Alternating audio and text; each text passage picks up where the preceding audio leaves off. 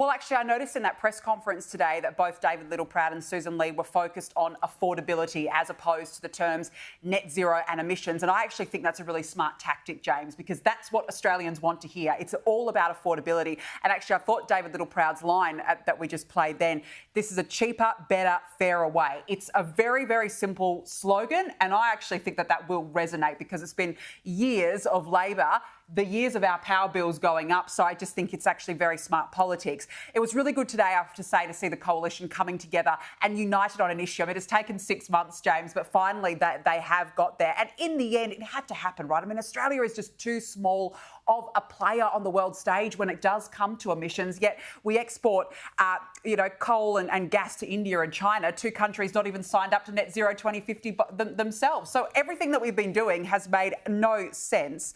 I just want to make a comment about Penny Wong now. The comment that she made, she said that the Liberal Party is being overrun by fringes. What a pathetic and stupid comment to be making. Let's be very clear. Energy policy, James, is not something on the fringe. This isn't just something on the side. This is a mainstream problem. This is affecting every Australian, everyday Aussies. You out there know what it's like when you open your bill every quarter or when you receive your bill. You know exactly what's going on. So, no, this isn't just a fringe issue, Penny Wong. Just immature politics. But it goes back to your point. The left are going to demonise and weaponise this now.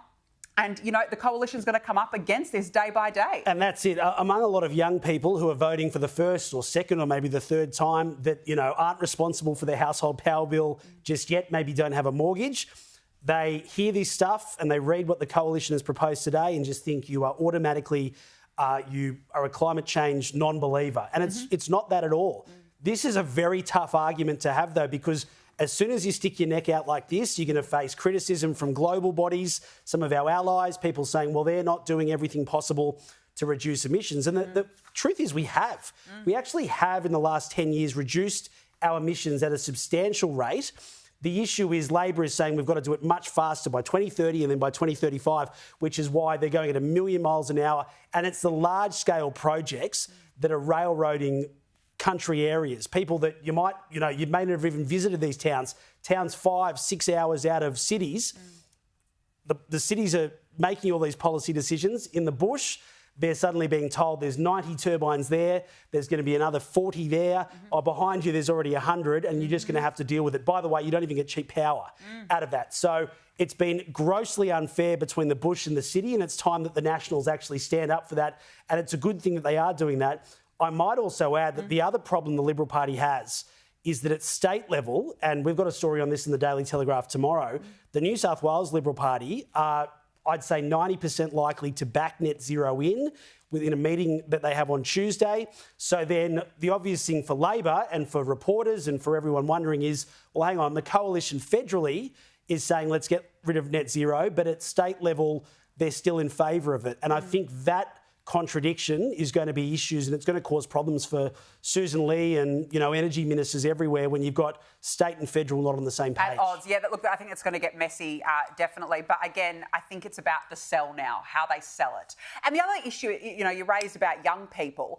There was a Resolve poll only a couple of weeks ago that said that young people, 18 to 35-year-olds, want to keep net zero, but only as an aspiration, not as a binding law. So I think that attitudes are changing.